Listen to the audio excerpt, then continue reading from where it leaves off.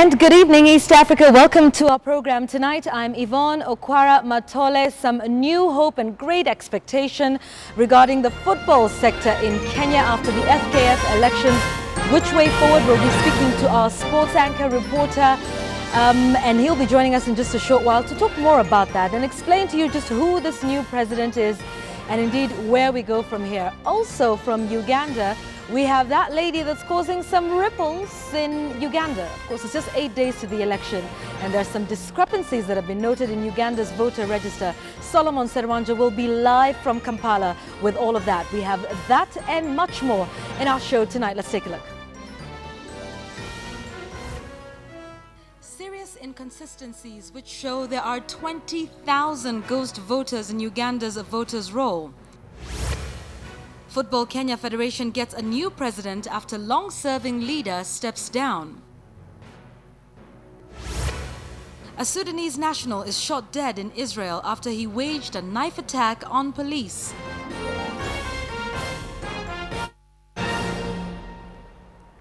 Welcome to our program tonight.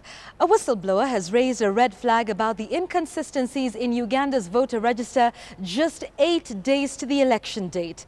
Evelyn Namara, an IT specialist, took to social media with the discrepancies, revealing that the register had about 20,000 ghost voters. The country's electoral commission, however, described these inconsistencies as a statistical error. Our reporter Solomon Serwanja begins our coverage tonight from Kampala.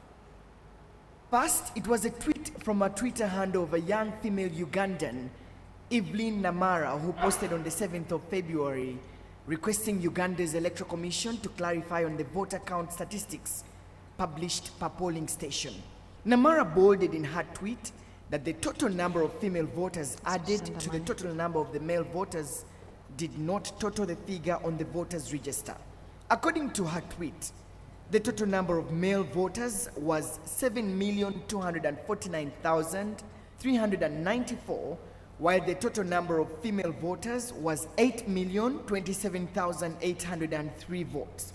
The sum of these two figures, according to the Electoral Commission register, is 15,297,197 voters.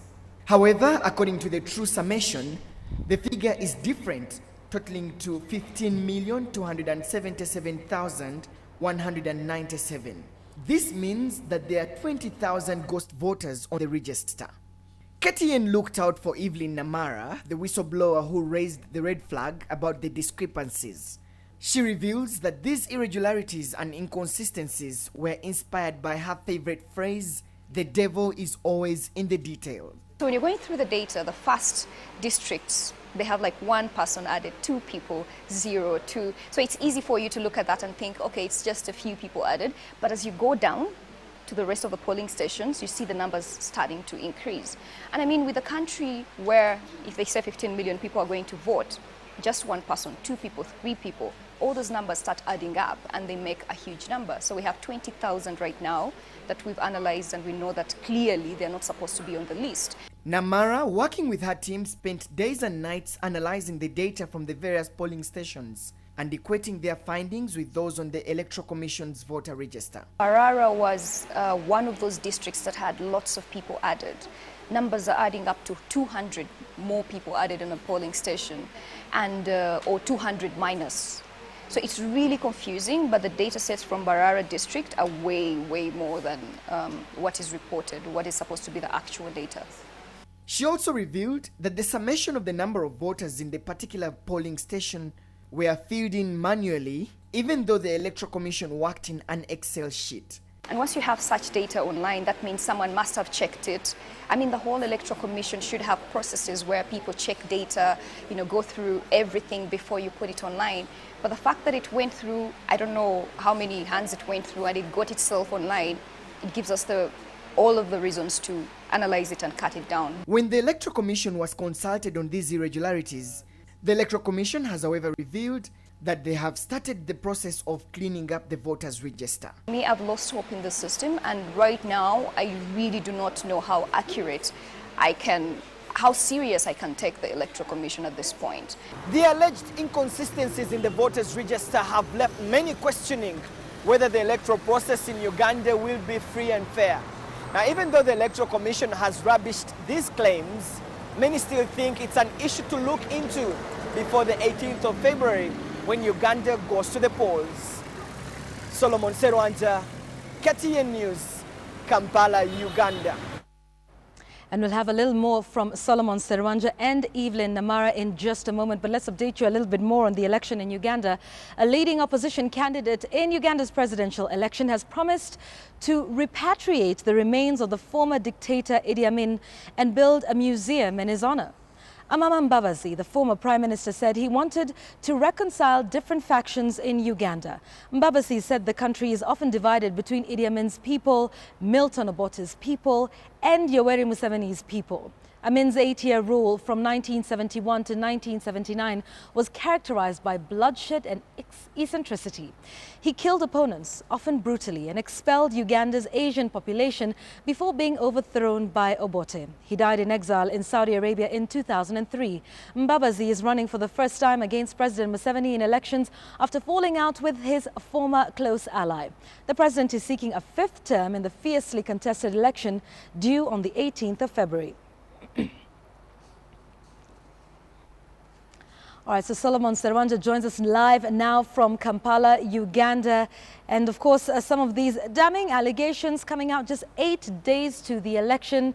You know, a really interesting turn of events there. Has this, besides the Electoral Commission's denials that, you know, nothing's wrong with the register, I just wonder if this has dented the credibility of the faith of the electorate in this process.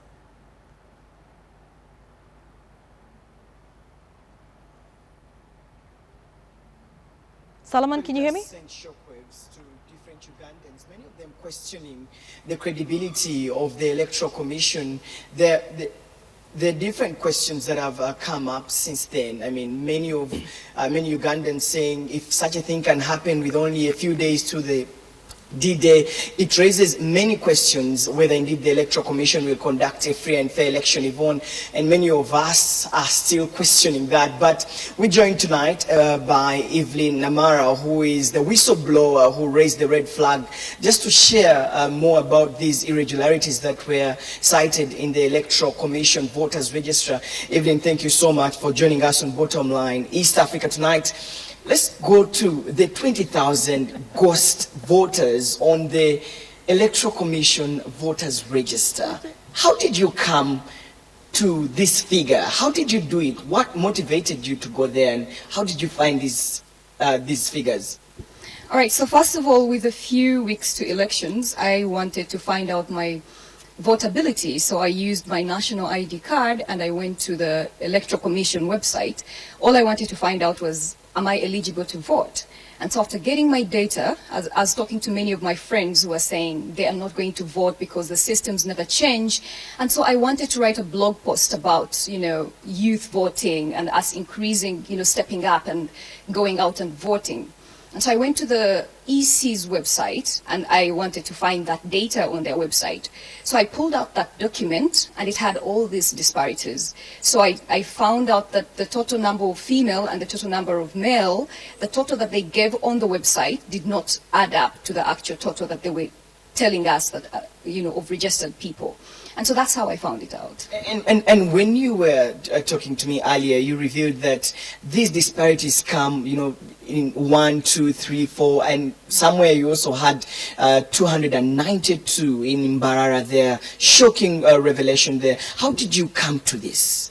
Yeah, so when I found out that the total number of female and male was not adding up, I decided to go deeper into the data. So I looked at the polling station data and went through the document step by step, put in the different figures and started, tallying one by one. And as I went through the data, I started looking at, they either added one person per polling station, and then as you go down the document, you'll find like 100, 200 more people added on the polling station voters register.